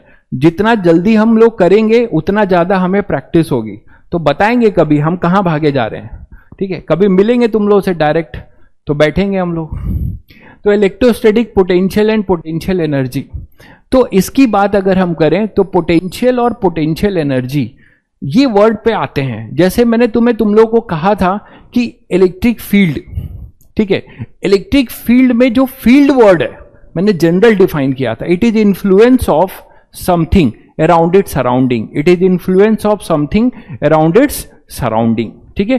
तो अगर कोई इन्फ्लुएंस है किसी सराउंडिंग में अगर मिल रहा है हमें, तो उस इन्फ्लुएंस को कोई चीज एक्सपीरियंस कर रहा है दूसरा, तो उसी तरीके से जनरल टर्म में अगर हम बात करें व्हाट इज पोटेंशियल एनर्जी, तो उसकी पहले मैं आपको जनरल बात करता हूं what is potential energy. Potential energy in general, तुम लोग बताओगे क्या होता है? चलो थोड़ा तुम लोग से सुन ले, थोड़ा थोड़ा बताओ अपना व्यू पॉइंट। देखो बेटा फॉर्मूला लिख रहा है दीपक, दीपक तेज लड़का है, फट से फॉर्मूला लिख दिया KQ1Q2/R, और ये फॉर्मूला उसने बिल्कुल सही लिखा है। चलिए, तो mgh, एक बच्चा लिखता है mgh पोटेंशियल है, मैं यही सुनना चाहता था। mgh पोटेंशियल उसने लिखा, फिर KQ1Q2/R लिखा। एक और लिख दो यार, स्प्रिंग को भूल गए। स्प्रिंग से क्या दुश्मनी है तुम्हारी, है ना? स्प्रिंग से कोई दुश्मनी है? स्प्रिंग की पढ़े होगे, हाफ kx²। बिल्कुल। अब लाइन पे आ रहे हैं कुछ बच्चे, सर कंजर्वेटिव, कंजर्वेटिव कुछ दिखने लगा, मतलब काफी कुछ तुम लोगों को पता है, बट सही से नहीं पता है। चलिए अब उसी को दुरुस्त करते हैं। तो पोटेंशियल एनर्जी कभी भी आपको डिफाइन करना है, ध्यान से बोर्ड पे कंसंट्रेट करो सब लोग। तो पोटेंशियल एनर्जी जो है कभी भी आपको डिफाइन करना है, तो आप क्या करते हैं, तुरंत दिमाग में आना चाहिए कि कंजर्वेटिव फोर्स होना चाहिए। फोर्स कैसा होना चाहिए? जिस फील्ड में तुम वर्क कर रहे होगे या जो सिस्टम का फोर्स होगा वो कैसा होगा? कंजर्वेटिव। ठीक है। तो डिफाइंड फॉर, पहली बात कैसी भी, मैं अभी इलेक्ट्रोस्टैटिक की बात नहीं कर रहा हूं, मैं इसकी बात कर ही नहीं रहा हूं, मैं केवल अभी किसकी बात कर रहा हूं? इसकी बात, इन जनरल बात कर रहा हूं, तभी यहां पे जनरल लिखा हुआ है। तो defined only for conservative force, only for, आपने वर्क पावर में पढ़ा होगा, अगर किसी ने पढ़ा होगा तमीज से, तो नहीं पढ़ा है तो कोई बात नहीं, ओनली फॉर कंजर्वेटिव फोर्स, इसीलिए बहुत बेसिक से बताया जा रहा है कंजर्वेटिव फोर्स। तो ये जो डिफाइन होता है पोटेंशियल एनर्जी, हमेशा डाल लीजिए किसके लिए होता है? कंजर्वेटिव के लिए। अब आप कुछ बच्चे बोलेंगे सर ये भी नहीं याद है कंजर्वेटिव क्या होता है। तो कंजर्वेटिव फोर्स, एक लाइन में ये सुनो कि वो फोर्स जिसका वर्क डन पाथ डिपेंडेंट नहीं होता, जिसका वर्क डन जो है पाथ डिपेंडेंट नहीं होता, वो केवल किस पे डिपेंड करता है? इनिशियल और फाइनल पोजीशन पे। तो एक ही फोर्स, जैसे ब्लॉक है, ठीक है, ये ब्लॉक है M मास का, ठीक है, इसको मैं बोल रहा हूं कि लिफ्ट कराना है तुम्हें, ठीक है। कभी अदनान सामी जो है गाना गा के लिफ्ट कराते थे, अब वो चले गए। तो यहां पे H है, तो यहां पे आपके पास जो है H है, तो आपको अब लिफ्ट कराना है, वो तो गाना गा के लिफ्ट नहीं करा रहे, तो अब आप इसे लिफ्ट कराओगे। तो जब आप लिफ्ट कराओगे तो क्या करोगे? वेरी स्लोली, ध्यान से समझिएगा, आप क्या करोगे? यहां पे वर्क करोगे। कैसे वर्क करोगे? जब भी हम पोटेंशियल एनर्जी डिफाइन करते हैं तो ये मान के चलते हैं कि हम इसको जो लिफ्ट कराएंगे वेरी स्लोली करेंगे। ये सिस्टम फोर्स है, F सिस्टम। और यहां सिस्टम फोर्स क्या है? आप सभी को पता है, ग्रेविटी, ठीक है। और ग्रेविटी कैसा फोर्स होता है? अपने कंजर्वेटिव फोर्स जो है, कंजर्वेटिव फोर्स जो है वो आपको पता है, जो आपके लेवल पे आपने दो पढ़े हैं, एक ग्रेविटेशनल फोर्स,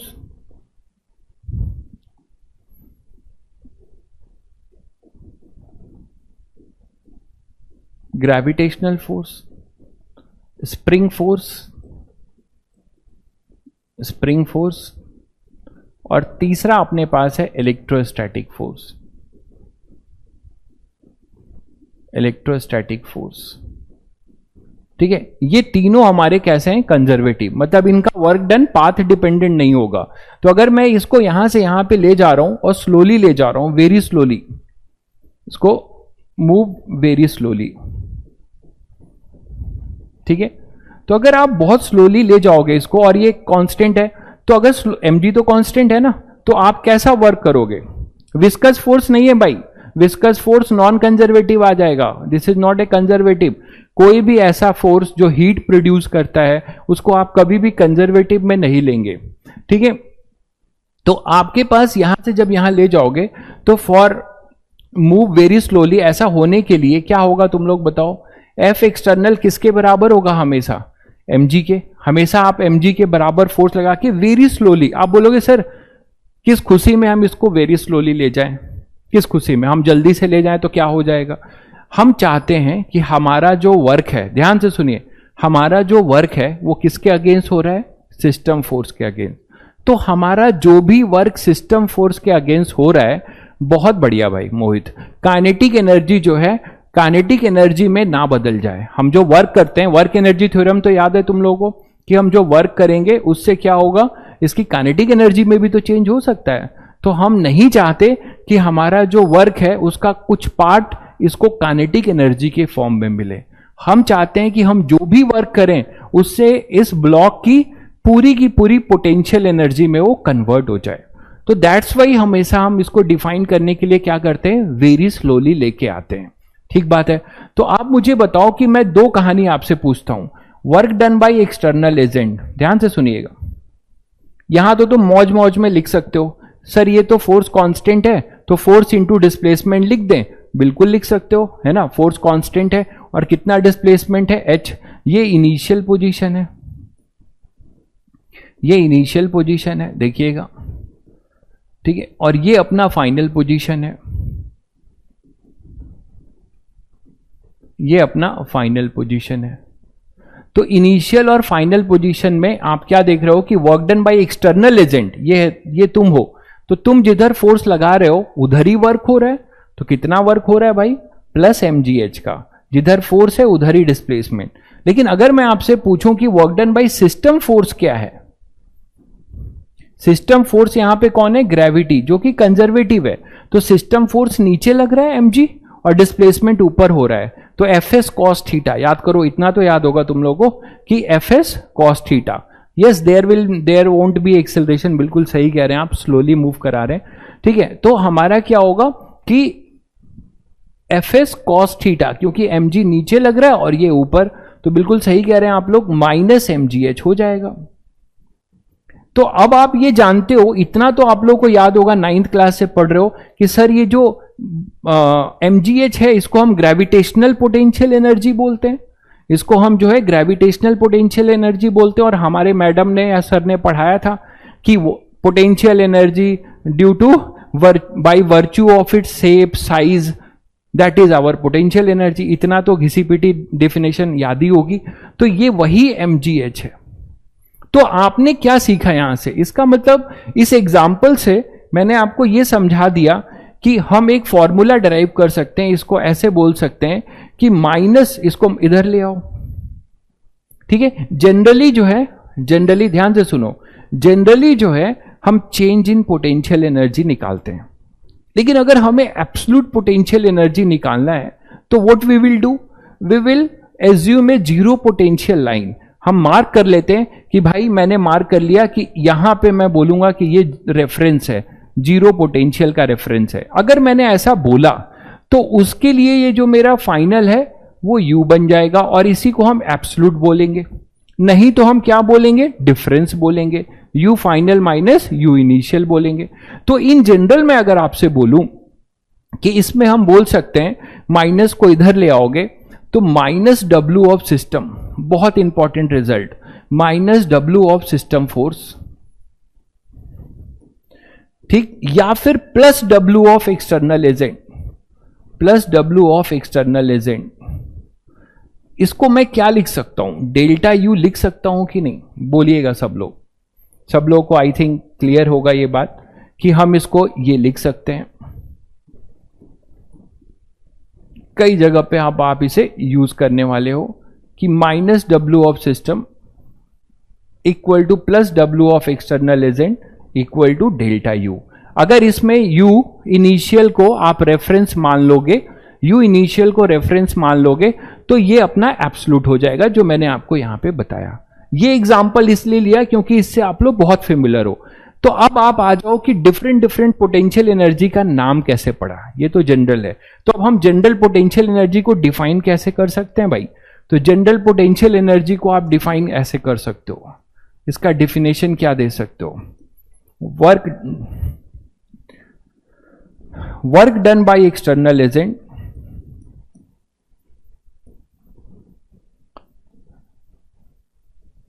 ठीक है, अगेंस्ट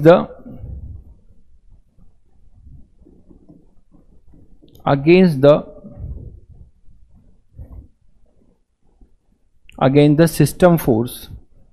और ये सिस्टम फोर्स कैसा होना चाहिए, बहुत इंपॉर्टेंट बात, कंजर्वेटिव इन नेचर होना चाहिए, कंजर्वेटिव। ठीक है, work done by system force, और क्या लिख सकते हैं, negative of the work done by system force.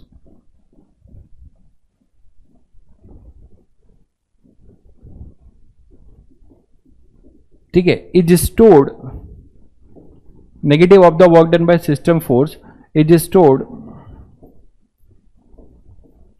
In the form of useful amount of energy,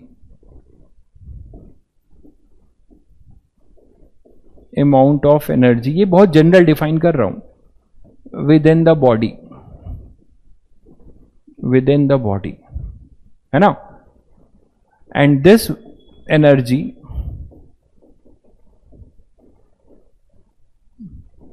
is called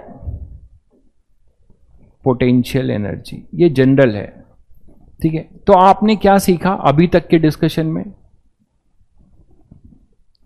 second statement ये है कि ये देखो ना, इसको इधर ले आओ, अभी आपको बताया तो सिस्टम फोर्स पॉजिटिव वर्क करे या उल्टा, दोनों इक्वल और अपोजिट वर्क कर रहे हैं ना, तो ये ऊपर जा रहा है तो सिस्टम फोर्स पॉजिटिव वर्क कर रहा है, या अदर वे में हम क्या बोल सकते हैं कि ग्रेविटी नेगेटिव वर्क कर रही है। तो दोनों बातें आप बोल सकते हो। तो work done by external agent against the system force, है ना, और negative of the work done by system force is stored in the form of useful amount of energy within the body, and this energy is called potential energy। इसका मतलब potential energy body में store होने के लिए क्या necessary condition है? सब दो ही बात है, या तो कंजर्वेटिव फोर्स जो सिस्टम फोर्स है वो वर्क कर दे, या फिर क्या हो, यूजफुल अमाउंट ऑफ एनर्जी का ये मतलब है कि अगर ये ब्लॉक यहां पर है, इसमें कुछ एनर्जी आ चुकी है mgh, ठीक है, अब आप इसको छोड़ दो, तो जब वो आएगी तो यही mgh किस में कन्वर्ट हो जाएगी? काइनेटिक एनर्जी में, और किसी के सर पे गिरेगी तो कुछ अमाउंट ऑफ वर्क कर देगी, वो दूसरे के लिए, मतलब वो यूजफुल अमाउंट ऑफ वर्क नहीं है ऑब्वियसली, ठीक है, लेकिन मैं कह रहा हूं कि इसकी जो एनर्जी है वो काइनेटिक एनर्जी में जाएगी। जरूरी नहीं है ना कि आप उसको किसी के सर पे गिराओ, कुछ यूजफुल वर्क करने के लिए गिरा सकते हो, पंचिंग मशीन टाइप, है ना, तो उसको कुछ पंच करा दोगे तो आपको कुछ वर्क मिल जाएगा। तो mgh किस में कन्वर्ट हो गई? हाफ mv² में, और ये हाफ mv² से आप कुछ यूजफुल क्या कर सकते हो? आउटपुट ले सकते हो।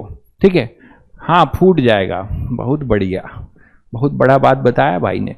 तो यहां पर आपके पास क्या होगा कि ये जो है आपकी काइनेटिक एनर्जी जो है गेन हो जाएगी, और उससे आप कुछ मीनिंगफुल वर्क कर सकते हो। दैट्स वाई मैंने यूजफुल अमाउंट लिख दिया, और कोई बात नहीं।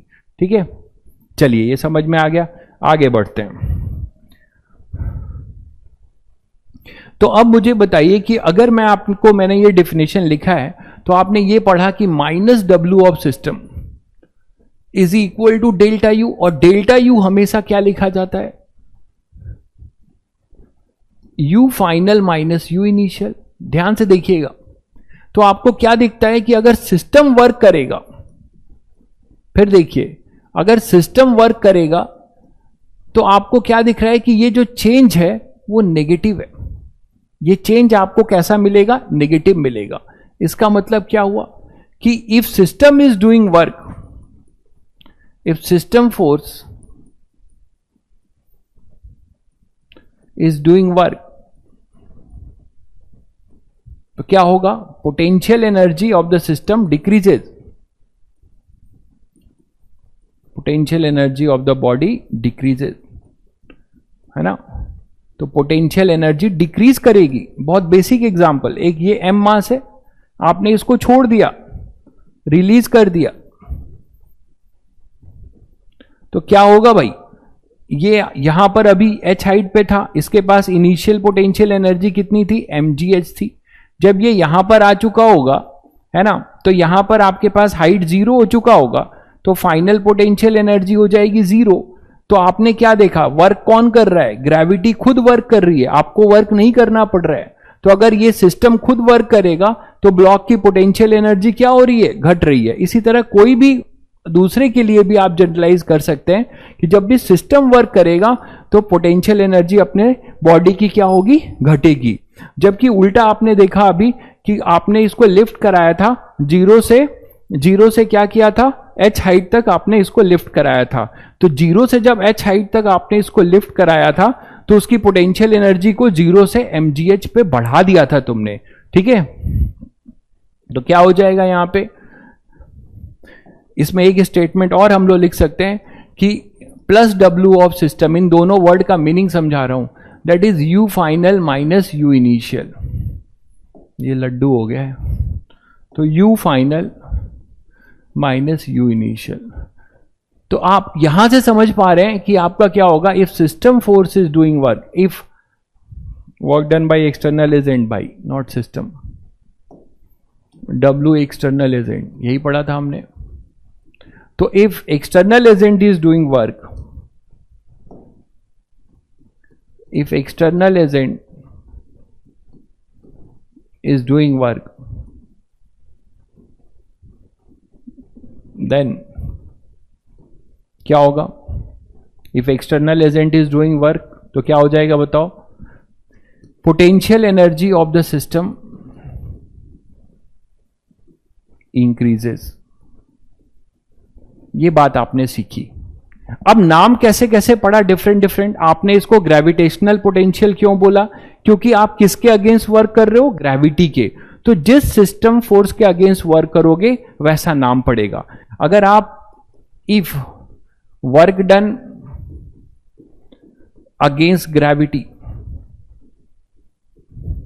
अगर if work done against gravity होगा तो उसे क्या नाम देंगे, ग्रेविटेशनल पोटेंशियल। तो ये होगा अपना ग्रेविटेशनल पोटेंशियल एनर्जी।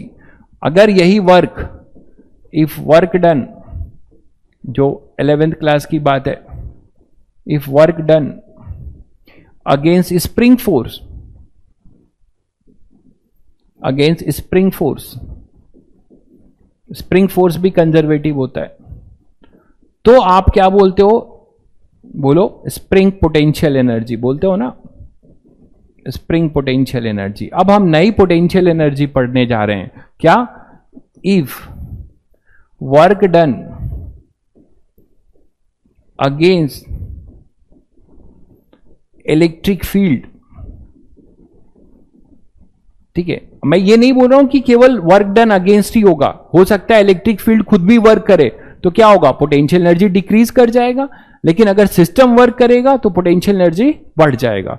तो दोनों में से कुछ भी हो सकता है, लेकिन जो ये एग्जिस्टेंस है कब आएगा, पोटेंशियल की बात कब करोगे, तो if work done against electric field then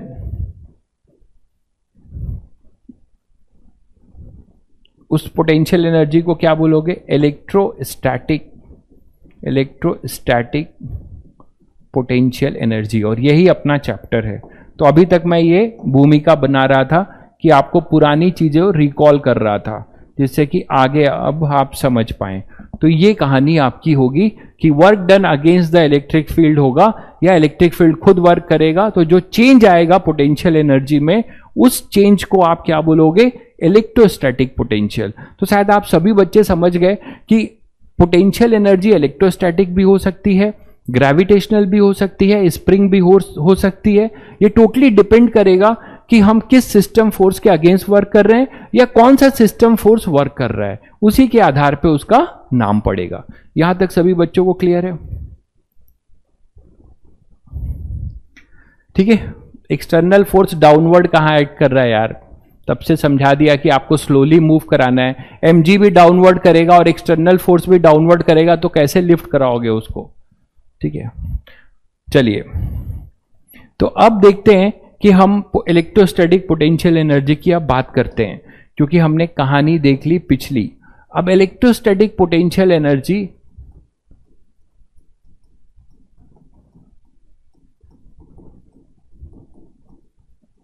जो डिफाइन करेंगे आप, वो आपको पता चल चुका है। वो डिफाइन होता है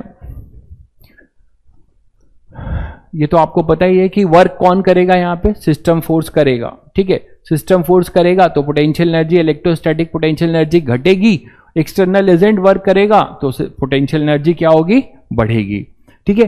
तो इलेक्ट्रोस्टैटिक पोटेंशियल एनर्जी के लिए आप बोल सकते हो कि मान लीजिए हमारे पास एक यूनिफॉर्म इलेक्ट्रिक फील्ड है, ठीक है, और यहीं पे मैं आपको अब एक और टर्म डिफाइन करने जा रहा हूं, electrostatic potential energy and electrostatic potential.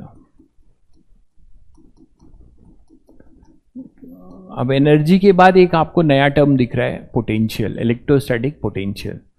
तो देखो इलेक्ट्रोस्टैटिक पोटेंशियल का रिलेशन है इलेक्ट्रोस्टैटिक पोटेंशियल एनर्जी से, वो ये है कि डेल्टा यू, मैं हमेशा बार बार क्या लिखूंगा, चेंज, हमेशा क्या लिखूंगा, change.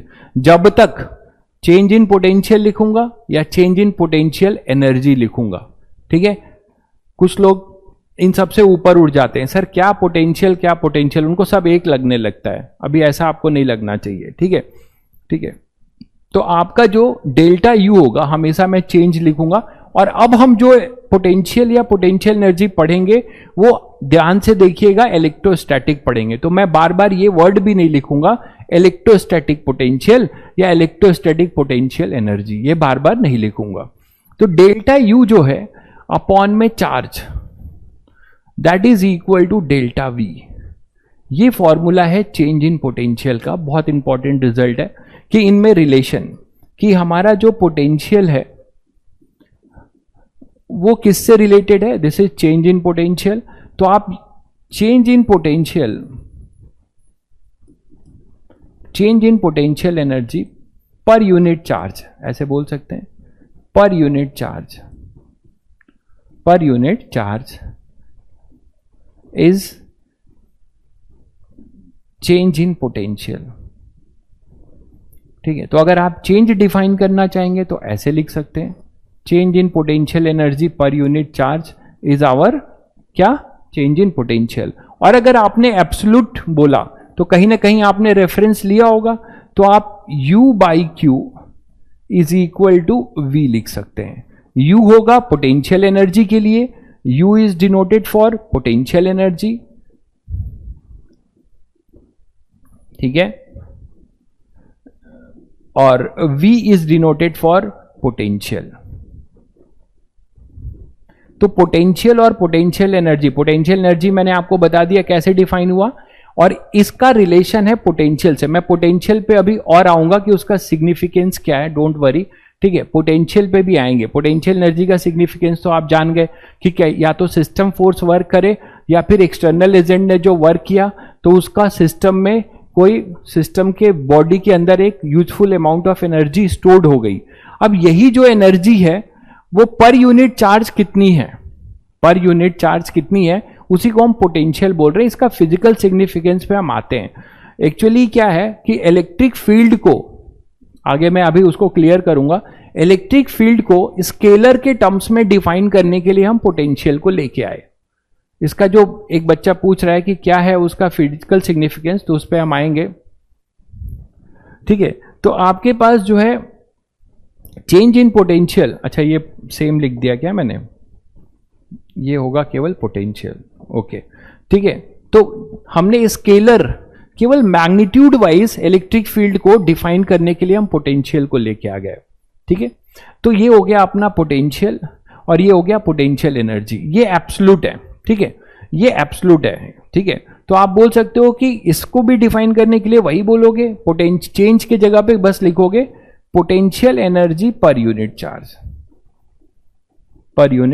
Charge is our potential. अभी मैं पोटेंशियल पे और आऊंगा, ये बहुत प्राइमरी डेफिनेशन है, इज आवर पोटेंशियल, तो आपको उसका मीनिंग और समझ में आएगा, इज आवर पोटेंशियल, ठीक है।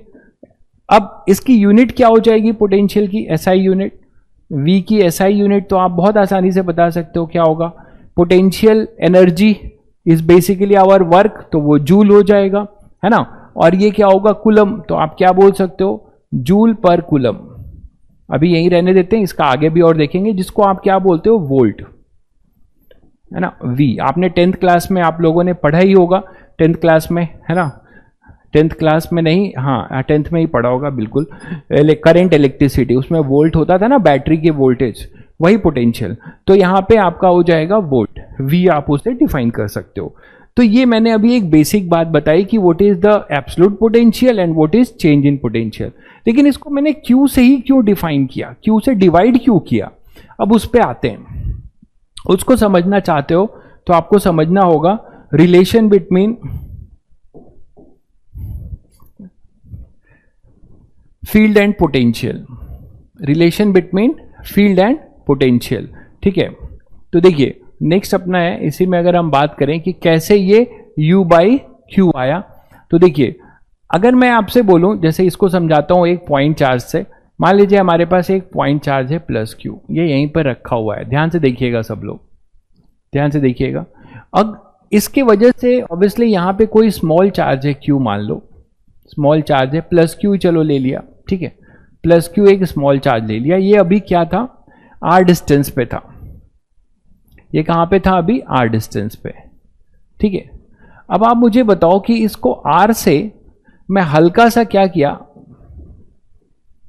हल्का सा इसको dr डिस्टेंस और आगे ले गया, ध्यान से देखिएगा, हल्का सा R से मैं इसको कितना ले गया, dr डिस्टेंस और आगे ले गया। तो अगर मैं R से dr डिस्टेंस इसको आगे ले गया, तो आप मुझे बताओगे कि इस Q0 पे कौन वर्क कर रहा है, Q0 पे कौन वर्क कर रहा है। अब इतना तो आप समझ गए हो कि ये रेस्ट पर पड़ा हुआ है, ऐसे ये मूव नहीं कर रहा है, ये रेस्ट पर ऐसे ही पड़ा हुआ है। तो इस Q के वजह से इसमें क्या होगा, एक इलेक्ट्रिक फील्ड, ये तो आप जान चुके हो आप लोग, point charge will produce a electric field, और ये इलेक्ट्रिक फील्ड पॉजिटिव चार्ज के लिए इधर होगी, कितनी होगी बताओ, E ड्यू टू Q, ध्यान से देखिए, मानते हो। और इसमें जो E ड्यू टू Q में पॉजिटिव चार्ज पड़ा है, तो इस पर एक फोर्स लगेगा, F on Q0 due to capital Q लगेगा, कितना लगेगा बताओ, Q0 into E due to Q। और यही अपना कूलम्स लॉ भी होता है, आप डायरेक्ट कूलम्स लॉ से भी बोल सकते थे, क्या कितना हो जाएगा, कूलम्स फोर्स यही तो लगेगा। तो कूलम्स फोर्स का जो मैग्नीट्यूड होगा Q0 अपॉन Q, इसका जो मैग्नीट्यूड होगा वो Q0 into E due to Q ही तो होगा, जो कि आप डायरेक्ट जानते हो, ये R डिस्टेंस पे इसकी फील्ड क्या है, KQ बाई R स्क्वायर, या कूलम्स लॉ से आप डायरेक्ट लिख सकते थे, मानते हो कि नहीं। तो यहां पे जो इलेक्ट्रोस्टैटिक फोर्स है पॉजिटिव चार्ज का, उसने इस पे फोर्स लगाया, जिसके वजह से ये पुश हुआ, और कितना मूव हुआ, केवल dr, ठीक है। हम चाहते हैं कि ये मान लो कुछ R इनिशियल से R फाइनल तक मूव हो गया, ठीक है। तो अब या फिर मैं बोलूं कि ये यहां से मान लो इन्फिनिटी चला गया, इन्फिनिटी मतलब वेरी लार्ज डिस्टेंस, जहां पे पोटेंशियल क्या है, पोटेंशियल आपका 0 है। तो अगर R से मैंने इसको dr डिस्प्लेस किया, अब आप देखो ये जो फोर्स है, ध्यान से देखिएगा, ये फोर्स जो है R के इन्वर्सली प्रोपोर्शनल है, R के इन्वर्सली प्रोपोर्शनल है। तो जब ये R के इन्वर्सली प्रोपोर्शनल है, ठीक है, जब ये R के इन्वर्सली प्रोपोर्शनल है, तो इस पे वेरिएबल वर्क कर रहा है सिस्टम फोर्स, भाई फोर्स चेंज हो रहा है ना, यहां पे सिस्टम फोर्स चेंज हो रहा है, वहां mg था जो कांस्टेंट था, यहां पे सिस्टम फोर्स अपना क्या हो रहा है, चेंज हो रहा है। तो जब ये सिस्टम फोर्स चेंज हो रहा है, तो मुझे ये बताओ कि dw क्या लिखोगे, केवल डिफरेंशियल dr डिस्टेंस के लिए dw सिस्टम क्या लिखोगे, work done by system force क्या लिखोगे बताओ, फोर्स भी इधर है dr भी इधर है, तो क्या लिख दें, k q into Q0 upon R square, F हो गया इंटू dr, बोलो भाई ये लिख सकते हो कि नहीं। और अगर इन जनरल लिखना चाहोगे, ठीक है, यहां तो डॉट जो है, चलो यहां पे तो डॉट अपना जो है क्या है, यहां पे डॉट पैरेलल है, फोर्स भी इधर है और डिस्प्लेसमेंट भी इधर, लेकिन हम लोग एक जनरल फॉर्मूला डिराइव कर लें, तो उसके लिए क्या लिख सकते हैं, F on Q0 due to capital Q dot dr, ऐसे लिखते हो ना, वर्क डन, ठीक है। तो इसकी जो वैल्यू होगी F की, वो क्या लिख सकते हो यहाँ पे, इसको फोर्स को वेक्टर फॉर्म में लिखना चाहोगे, तो फोर्स को वेक्टर फॉर्म में लिखोगे तो क्या लिखोगे, इसका मैग्नीट्यूड कितना है, Q इंटू ई, मैं ऐसे लिख दूं, Q into e due to Q, Q0 into e due to Q, बोलो डॉट dr, ऐसे लिख सकते हो, ये हो जाएगा dw सिस्टम। ध्यान से देखिएगा, अब अभी अभी आपने पढ़ा कि dw सिस्टम को हम क्या लिख सकते हैं, डी डब्ल्यू सिस्टम को लिख सकते हैं माइनस डी यू। याद आ रहा है सभी बच्चों को, अभी कंजर्वेटिव फोर्स में हमने डिफाइन किया है। डी डब्ल्यू सिस्टम को हम क्या लिख सकते हैं, माइनस डी यू। तो नेगेटिव ऑफ द, ये माइनस, ये भी पढ़ा ना आपने, माइनस डब्ल्यू ऑफ सिस्टम या फिर प्लस डब्ल्यू of external agent is equal to delta u. ये किसी इंटरवल में था और मैं अब डिफरेंशियल चेंज में लिख रहा हूं तो इसको डी डब्ल्यू सिस्टम लिख रहा हूं, ठीक है। तो ये हो जाएगा, ये माइनस इधर आ जाएगा और डेल्टा के जगह यहां पे क्या आ जाएगा, डी यू, छोटे के लिए। तो अब आप इसको लिख सकते हो यहां पे माइनस, यहां से ये चीज जब यहां लिखोगे तो क्या मिलेगा, minus d u is equal to q naught e due to q. अब ई ड्यू टू क्यू को हटा दे रहा हूं जिससे कि आपको एक नहीं तो एक हमेशा पॉइंट चार्ज लगेगा आपको, है ना। तो जनरलाइज रिजल्ट निकाल रहे हैं ना हम लोग, तो मैं इसको बस ई लिख रहा हूं। लेकिन ये पता होना चाहिए कि ई किसका है, किसका है, ये इस कैपिटल क्यू का है। किस पे लग रहा है, जो चार्ज मूव कर रहा है। तो ई डॉट डी आर, ठीक है। तो यहां पे जब आप पुट करोगे इसको तो क्या आएगा, एक बहुत इंटरेस्टिंग रिजल्ट आता है, ई डॉट डी आर। तो minus d u by q naught is equal to, minus को इधर ले आओ, क्या आएगा, minus e dot d r. दिख रहा है। अब मुझे ये बता दो कि ये अभी अभी तुम लोगों ने डिफाइन किया है, अभी अभी आपने इसको डिफाइन किया है। क्या डिफाइन किया है बताइए,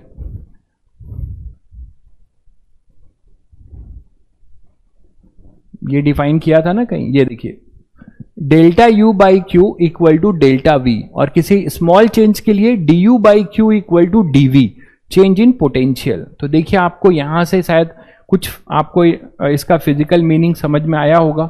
इसको हम लिख सकते हैं d v equal to minus e dot d r. तो आप देख रहे हैं कि इलेक्ट्रिक फील्ड को स्केलर, ये डॉट प्रोडक्ट है, तो इलेक्ट्रिक फील्ड को स्केलर वे में डिफाइन करने का एक जो तरीका है अपना, वो है पोटेंशियल। और ये पोटेंशियल आया कहां से, ये पोटेंशियल आया कहां से, ये पोटेंशियल आपके पास आया कि फोर्स ने वर्क किया, कोई एक चार्ज था, उसने अपनी फील्ड क्रिएट की थी, उस फील्ड में कोई दूसरा चार्ज मूव कर रहा था। कौन मूव करा रहा था, जो चार्ज रेस्ट पे पड़ा हुआ था उसका फोर्स। तो दूसरे चार्ज ने पहले चार्ज पे वर्क किया, तो वर्क डन हुआ, और वो work done per unit charge, ये देखिए, ये work done per unit charge ही तो है, यही तो है work done per unit charge. क्योंकि वर्क ही अपना क्या होता है, चेंज इन पोटेंशियल। तो work done per unit charge से हमें क्या मिलेगा, चेंज इन पोटेंशियल। अभी मैंने चेंज इन पोटेंशियल की बात की है। आप चाहते हो कि नहीं मुझे पूरा चाहिए, तो आप इसे इंटीग्रेट करोगे, कहां से कहां, v इनिशियल से v final equal to minus e dot d r, और ये कहां पे होगा, r इनिशियल से r फाइनल। तो इस तरीके से आपको पूरा चेंज मिल जाएगा। ये तो इंस्टेंटेनियस था ना, आप पूरा इंटरवल में चेंज चाहते हो तो आपको ये मिल जाएगा चेंज। तो ये दो फॉर्मूला आपके लिए इंपॉर्टेंट है, ठीक है। तो हमने चेंज निकाला minus e dot d are, ठीक है, और इसको आपने फिर क्या किया, नेट चेंज। मान लो आप किसी 2 मीटर से 5 मीटर जा रहे हो, मैंने तो अभी डी आर के लिए लिखा, अगर आप इसी तरीके से 2 मीटर से 5 मीटर जा रहे हो, ये 2 मीटर पे था फिर 5 मीटर पे गया, तो इस 2 मीटर से 5 मीटर के बीच में, 2 मीटर से 5 मीटर के बीच में हमेशा फील्ड चेंज हो रही होगी, इसकी फील्ड हमेशा चेंज हो रही होगी और हमेशा वर्क चेंज हो रहा होगा। तो आप उसको फिर इंटीग्रेट करके निकालोगे, ठीक है। तो ये हमारा इंपॉर्टेंट रिजल्ट आया, जिसको आप यहां हेडिंग डाल सकते हैं, relation between field and potential, field and potential. तो हमने यहां पे फील्ड और पोटेंशियल का एक रिलेशन देखा, एक जनरल फॉर्मूला देखा कि कैसे हम फील्ड को पोटेंशियल के साथ रिलेट कर सकते हैं। कौन सा आपको डिस्कशन कराना था, HW का कौन सा क्वेश्चन, लास्ट वाला क्वेश्चन, ठीक है। तो आप कल याद दिलाइएगा, कल ले लेंगे, ठीक है। उसमें सिलेंडर वाला शायद आपको डिस्कस कराना होगा। सिलेंडर में एक कैविटी बनाई है, बाहर के लिए निकालना होगा। नेगेटिव साइन क्या सिग्निफाई कर रहा है, बिल्कुल नेगेटिव साइन यहां पे ये बता रहा है कि ये जो फोर्स आया है ये सिस्टम का फोर्स है। तो सिस्टम देखिए बाय डिफिनेशन यहां पे नेगेटिव जो आया है ये कहां से आया है, by definition of conservative force. ये जो आया है ये डिफिनेशन से आया है, दिख रहा है ना सभी को। तो डिफिनेशन हमने आपको बताया कि अभी हम लोग ने एक MGH वाला एग्जाम्पल से देखा था कि अगर सिस्टम खुद वर्क करेगा तो पोटेंशियल एनर्जी घटेगी, मतलब पोटेंशियल भी घटेगा। अगर इलेक्ट्रिक फील्ड वर्क करेगी तो जो जहां से वर्क कर रही होगी चार्ज को कहीं से कहीं पे ले जा रही होगी, तो फाइनल पोटेंशियल कम हो जाएगा और इनिशियल ज्यादा। यही वो नेगेटिव साइन सिग्निफाई कर रहा है। ठीक है, तो चलिए कल यहीं से कंटिन्यू करेंगे, थोड़ा रिवाइज कर लीजिएगा और अपने बचे हुए काम निपटा लीजिए जल्दी से। अब ये चैप्टर शुरू हो चुका है तो फील्ड और फ्लक्स तक का काम निपटा लीजिए। हो सकता है कि फील्ड और फ्लक्स तक का आपका टेस्ट भी लाइन अप हो। ठीक है, तो उसको जो है आप जल्दी से निपटा लीजिए। चलिए फिर मिलते हैं कल।